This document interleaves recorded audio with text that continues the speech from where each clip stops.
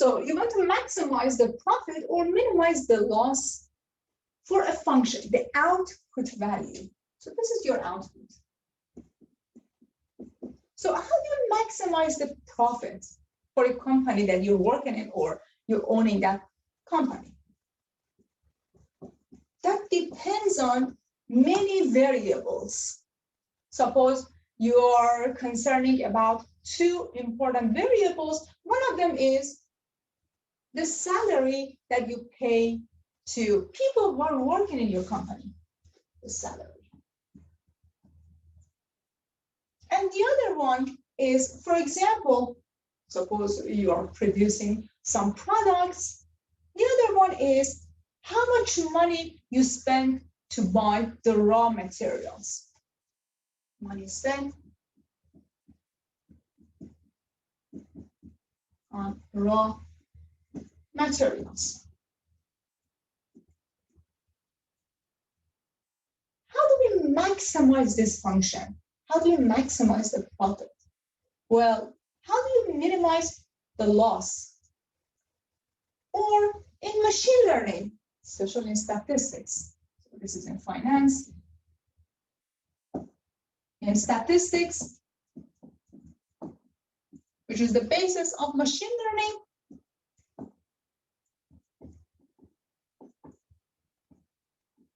and deep learning, and so on, you're interested in minimizing the error function. How do we minimize the error?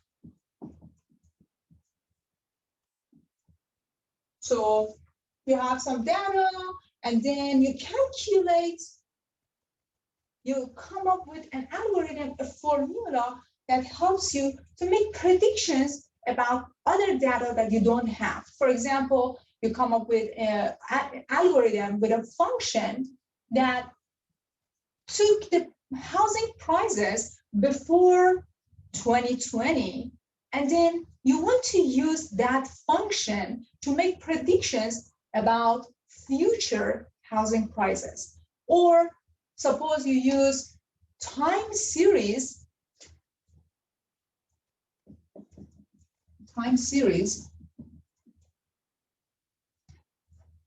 to give you an algorithm, a function that took the values of stocks, and then you want to use that function, that algorithm, to make predictions about future stocks prices. So there are some errors involved there.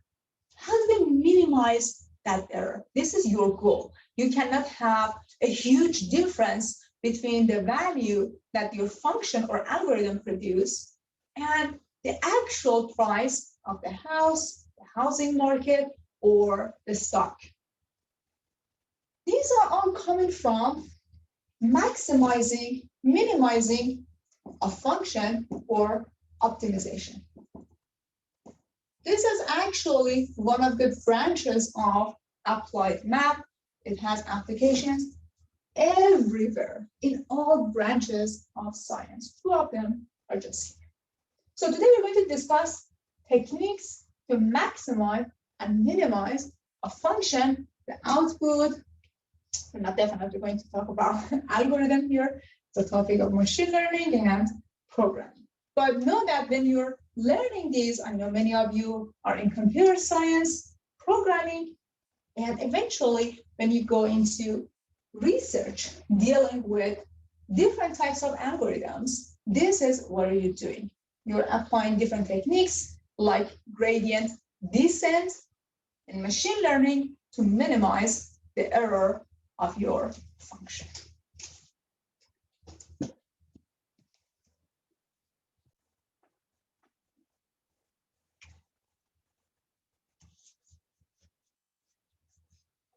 Okay, let us get back to elementary calculus, where you had function in one variable. And then we try to generalize the idea to multivariable functions. So recall that in elementary calculus, Suppose you have a function. F of x is equal to, let's work with, for example, a quadratic function.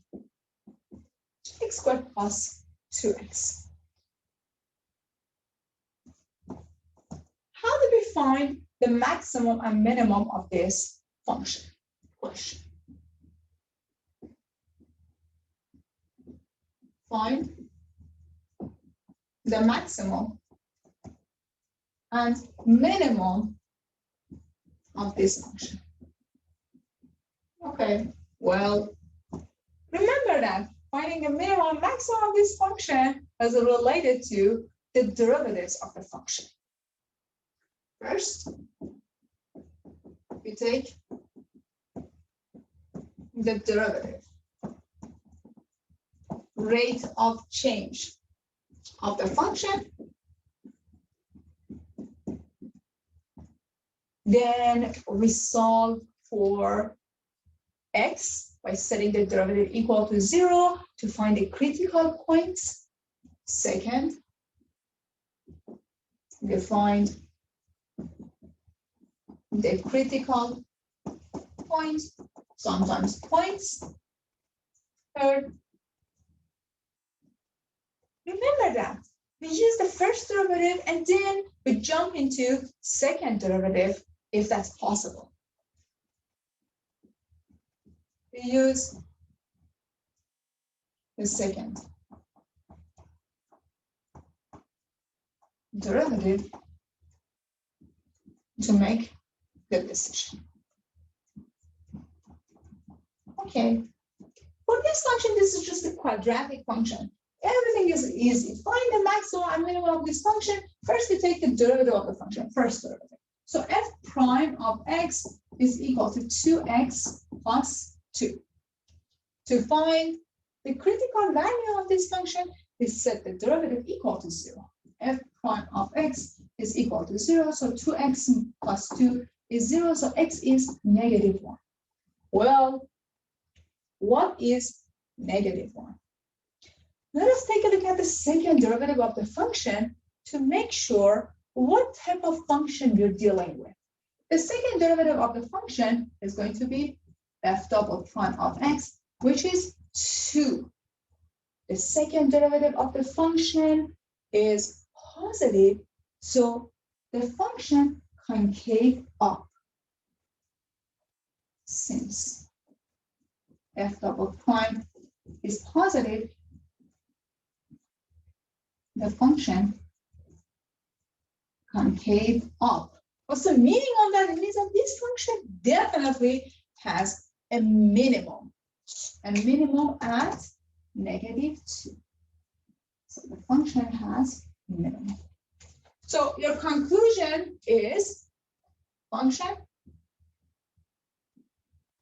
has a mean at x equals to negative 1, which is f of negative 1. F of negative 1 is equal to 1 minus 2, negative 1. So it happens the output value or the minimum of this function is the same as the first coordinate, but this is the value that we're looking for. This guy is your first coordinate of the critical points. We are generalizing the idea in functions in 2 variables. For a function in 2 variables, we have two variables to work with. Z equals to f of x and y and domain D. Okay. Take a look at your elementary calculus. You only had one free variable. You took the derivative with respect to x. Now you have a function with x and y. You have to take the partial derivatives of the function with respect to each one of them, set both of them equal to 0 to find the critical points. So to find the maximum output, minimum output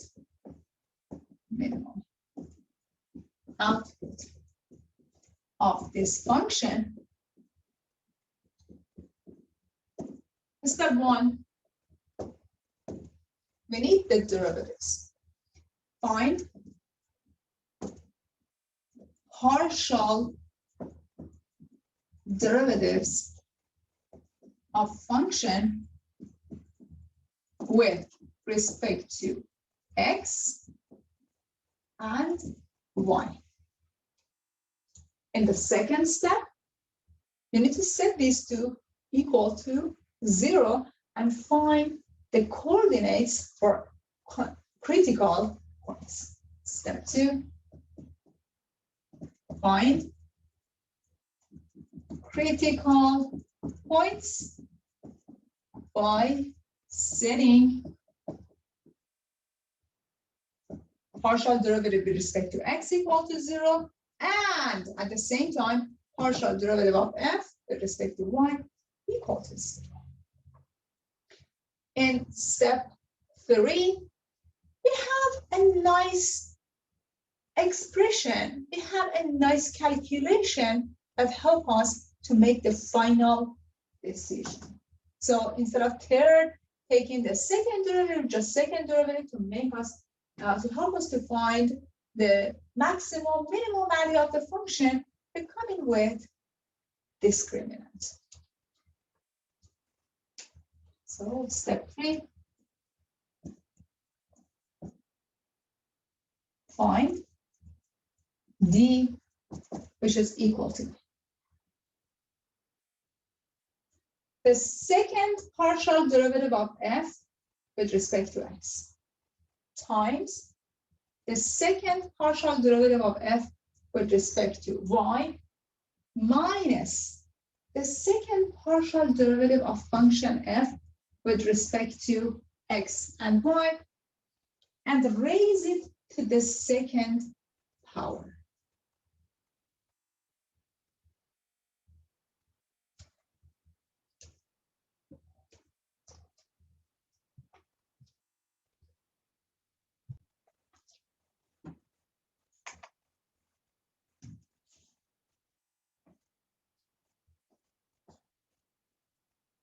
So now that we calculate all of these, we make the decision based on the value of the discriminant and the second partial derivative with respect to x. We have these cases.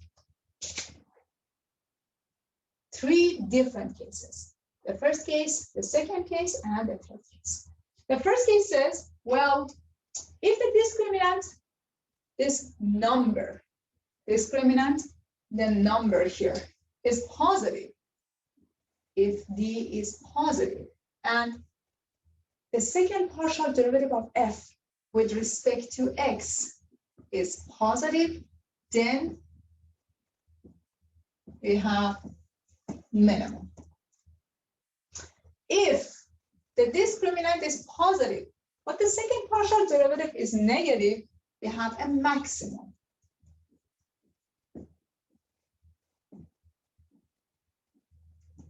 We have maximum.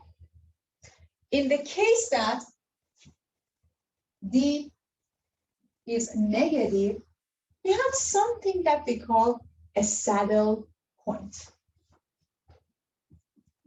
Then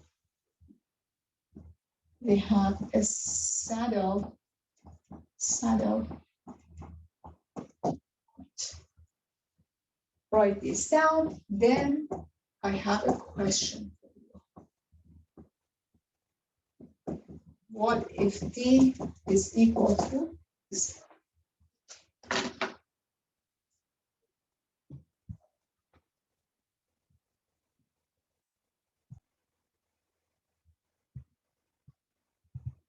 So saddle point is going to be the point here. call it a saddle point. As you can see, the graph is like a saddle. At that point, the discriminant is negative.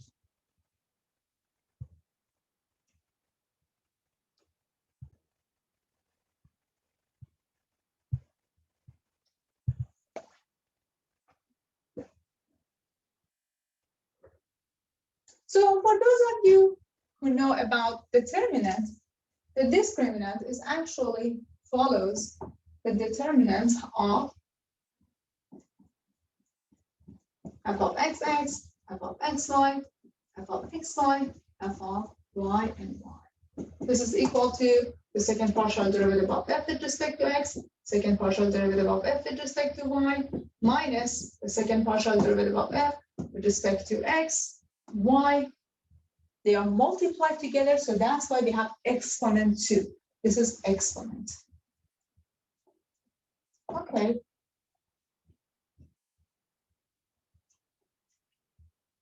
Now, what if the discriminant is 0?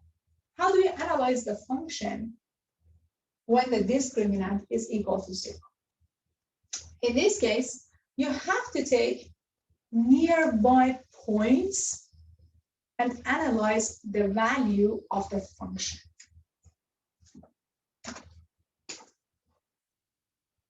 So in this case, we take nearby points, x and y, and we evaluate z equals to f of x and y. If the output values nearby that point are smaller than z, it means that you have a maximum.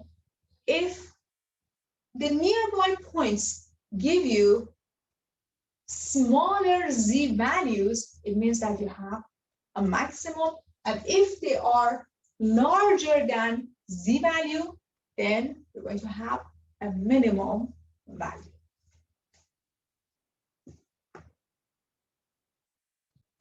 Let us go over one example together to feel comfortable about this.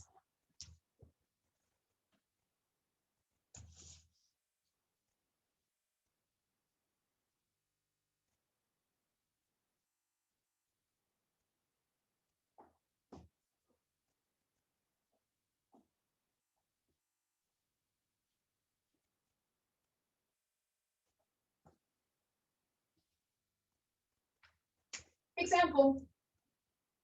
This example says, well, analyze function f of x and y equals to, here we have x squared plus y squared, x squared plus y squared times e to, let me see, minus x. Minus x. Okay, so as you can see, you have a function in 2 variables. Your very first step, step 1, is to find the partial derivatives of the function. In the second step, you find the critical values, and in the last step, you need to find the discriminant. Partial derivative of f with respect to x. So first of all, note that here you have 2 quantities with x. So it means that we have to use product rule. We call, when we have u of x times v of x, and we take the derivative, the product rule says you have to take the derivative of the first quantity multiplied by the second quantity, plus you take the derivative of the second quantity multiplied by the first quantity. Product rule. Also recall that when you have exponential function like e to minus x, by using chain rule, the derivative is minus e to minus x. So the partial derivative of f with respect to x. The derivative of x squared plus y squared, since we are taking the derivative with respect to x, is going to be 2x times the second quantity, e2 minus x, plus, we copy down the first quantity, x squared plus y squared, and we multiply by the derivative of the second quantity, which is minus e2 minus x. Okay, perfect. The partial derivative with respect to x.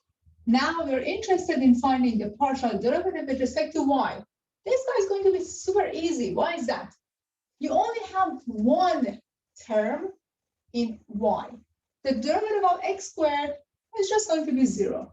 The derivative of y squared is 2y, and we have to multiply that by e2 minus x.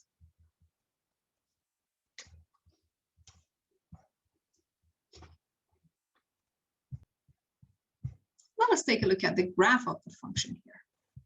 So this is the graph of the function. X squared plus y squared, e2 minus x. Of course, we can change x and y. You can just increase these. You know, the domain of this function is going to be everything, the whole plane. Because you have x squared plus y squared, we're not worried about that. And for x, you can plug in any value that you like. So this is the graph of the function. So it seems like we're going to end up with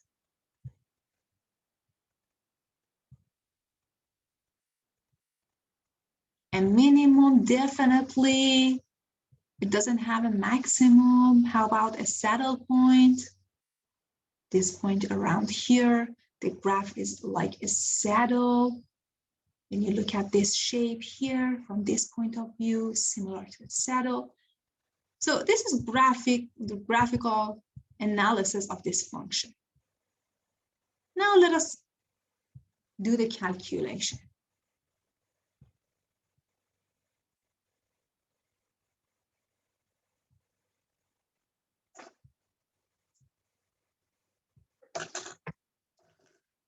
So in step 2, we need to find the critical values.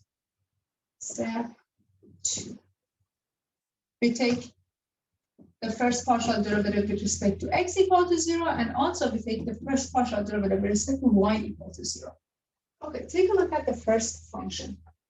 Here, if I factor out e2 minus x, I get 2x plus, and here you have subtraction, so we can just write it here, negative x squared minus y squared. It must be equal to 0, so we can able to solve it.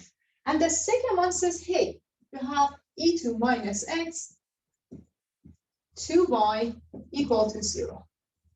In both of these cases, you cannot set e2 negative x equal to 0. Why is that? Because it doesn't give you an actual number. It says, hey, x approaches infinity, 1 over e to infinity is equal to 0. But we don't care about infinity. We're looking for critical points. So we can ignore the exponential function and just set these two expressions equal to 0.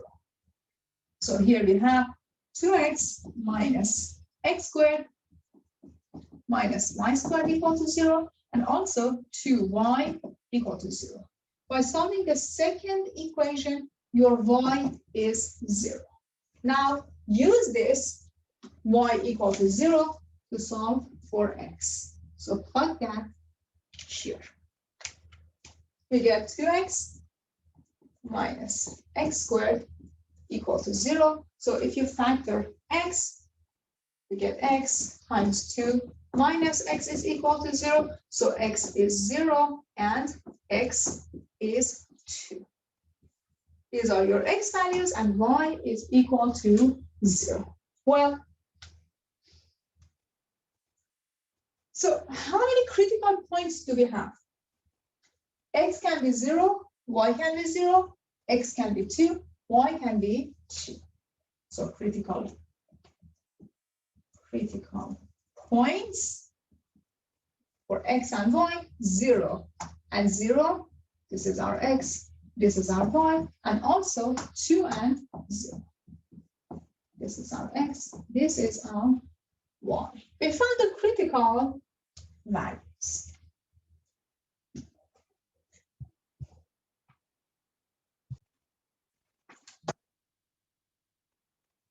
Okay, perfect. In step 3, we need to find the discriminant. So let me list these numbers here, these values here.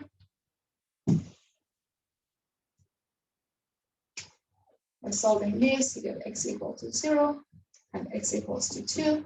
We need a little bit of space. Step 3, the discriminant.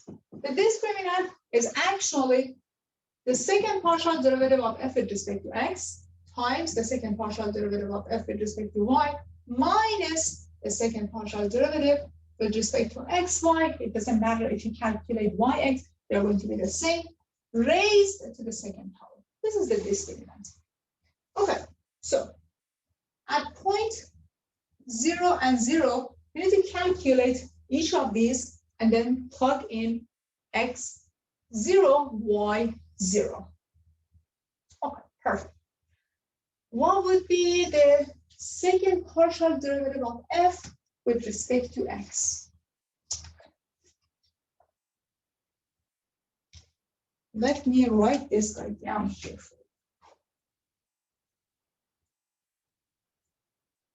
F of x is equal to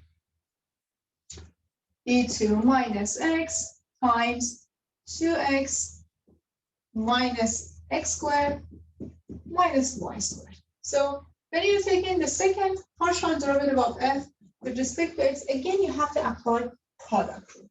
So the derivative of e2 minus x is going to be minus e2 minus x times the second quantity, 2x minus x squared minus y squared plus the first term, e2 minus x times the derivative with respect to x, which is 2 minus 2x. And then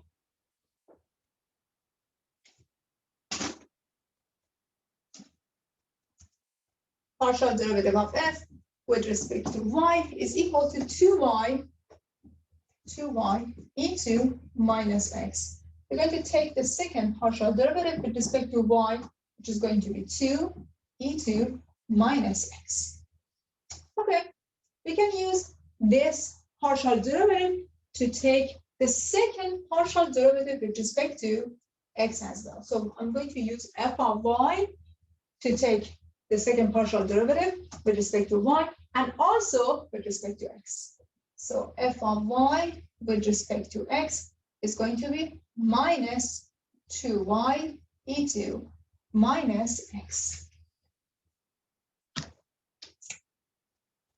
As you can see, the second partial derivative with respect to x is long, but the second partial derivative with respect to y is not that long. It's nice. That's why I use that to take the second partial derivative of f with respect to y and x. Okay, so if I plug in 0 and 0 here, what do I get? This guy is going to be 0, so this quantity is 0. This is going to be 2 divided by 1, which is 2. So the discriminant is 2 for the second partial derivative of f with respect to x. What if I plug in 0 here? I get 2 divided by e to 0, which is 1. I get 2 again. I have 2 times 2 minus. Now, what if I plug in 0 here? 0, okay, the outcome is equal to 0 squared. So the discriminant is equal to 4, which is positive. Now, what is the second partial derivative of f with respect to x at 0? You know that this guy is also a positive number. So second partial derivative with respect to x is positive as well. What's the meaning of that? It means that we have a local minimum at 0 and 0. Local minimum that happen to be at absolute minimum as well.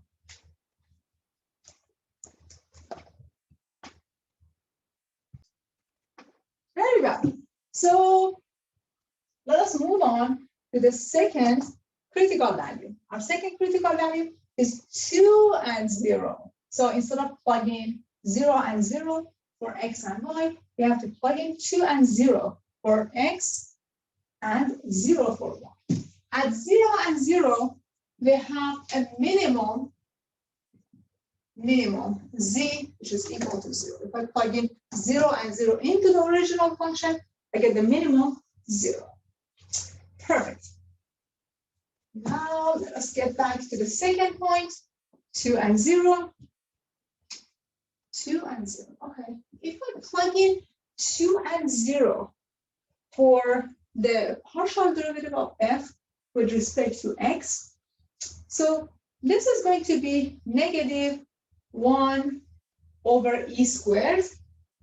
And then here I have, let me see, 2 times 2, which is 4, 4 minus 4, 0, and my y is also 0, so I get 0.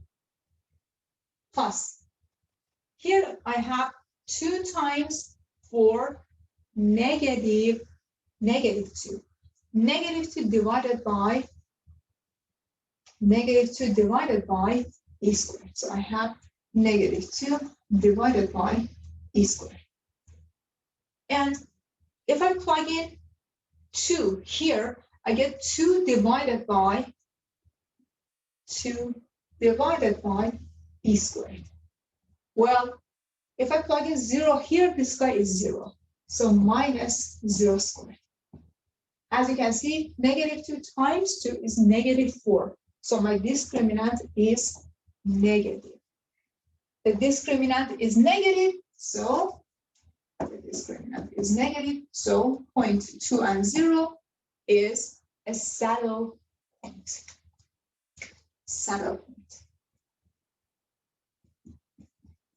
So this saddle point, z is going to be, if I plug in 2 here, I get 4 divided by e squared.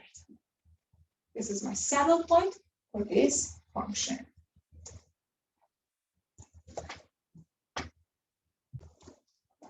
Well, another example for you.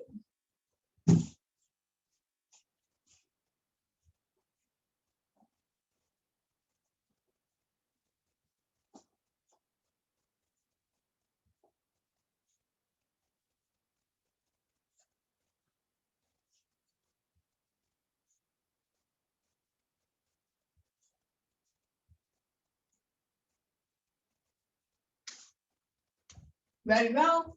This example says, well, find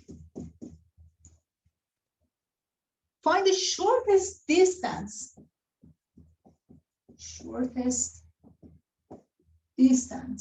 between the point 2, negative 2, 3, and the function, which is just the plane 6x plus 4y minus 3z equals to 2. And please don't use Math 1C formula. Don't use elementary calculus formula.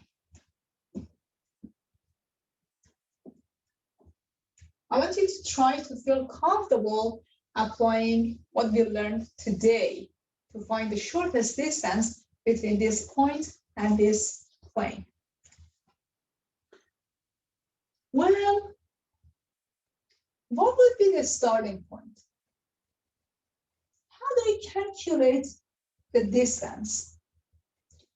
Recall that the distance between 2 points is d equals to square root of x minus x sub 0 squared plus y minus y sub 0 squared plus z minus z sub 0 squared. This is the distance formula that we learned before. This is a function, all right? This function depends on 3 variables. A function in 3 variables. Okay, very well. So I'm going to construct this function, the distance function, for this plane and the point. This is going to be x sub 0, y sub 0, and z sub 0.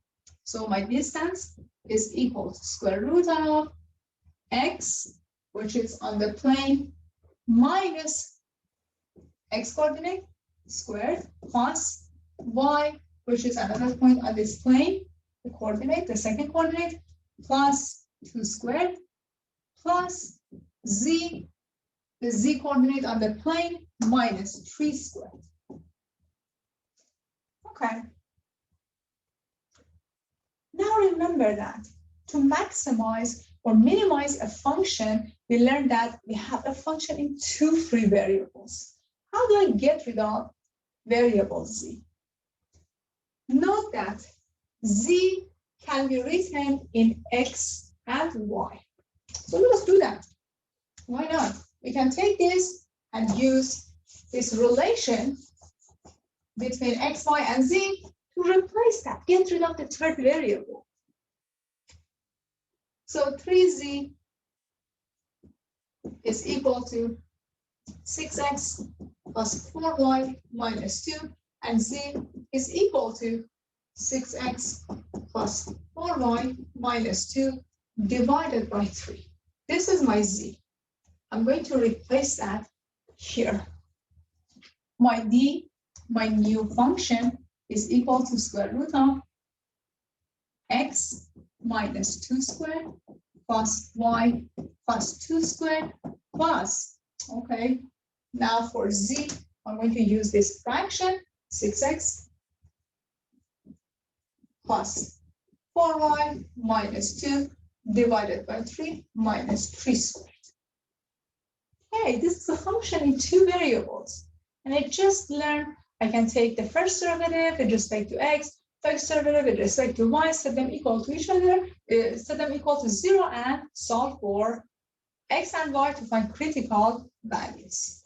So this is the function that we try to minimize, because it says find the shortest distance. The shortest distance between them, it means that we're trying to minimize the function.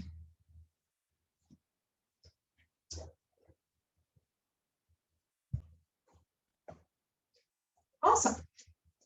So we have a function in 2 variables.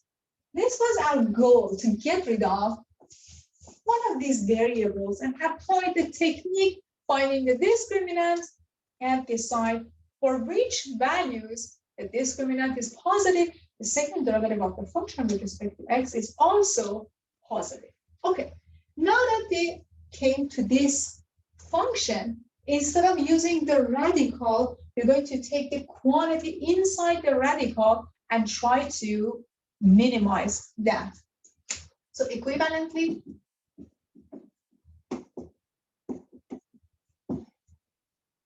we minimize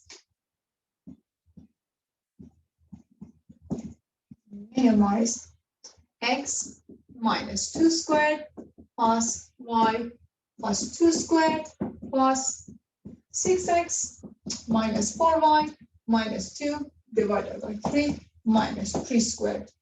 So this is our function. Let me just erase this line, or maybe leave it as here. That's okay.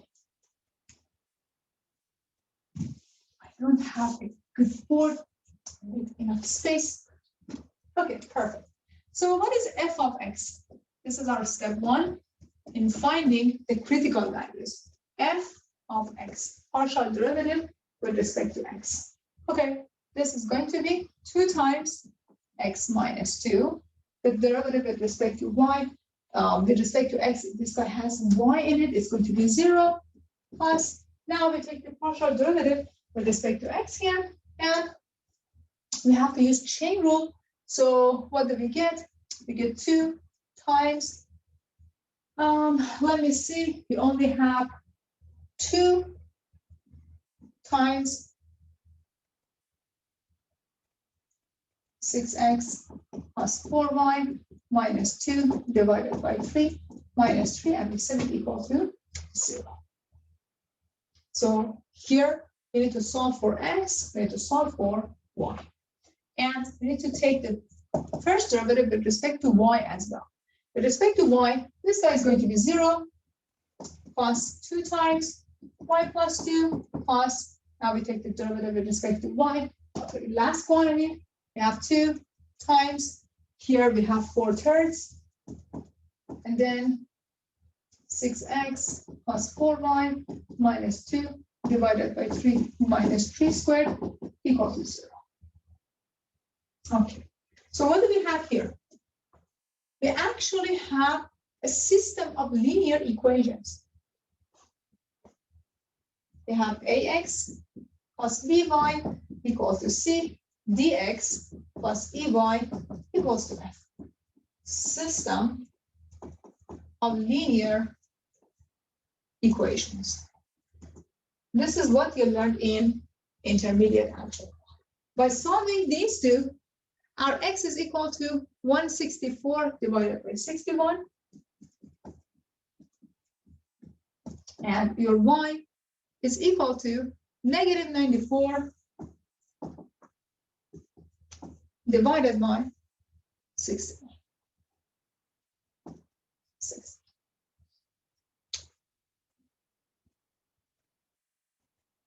So this is our critical point. The only critical point that we have is this guy here. And this doesn't have its point. Here we go. By constructing the discriminant, it means that we have to take the second derivative with respect to x, we have to take the second derivative with respect to y, second derivative with respect to xy,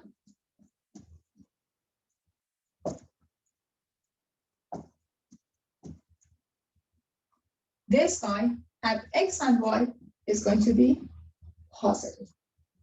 And the second derivative of the function with respect to x is going to be positive as well. And for sure, at this point, we have the minimization of the function here. It means that our distance is going to be minimized. So distance, which is equal to square root of, well, here we can plug in all the values,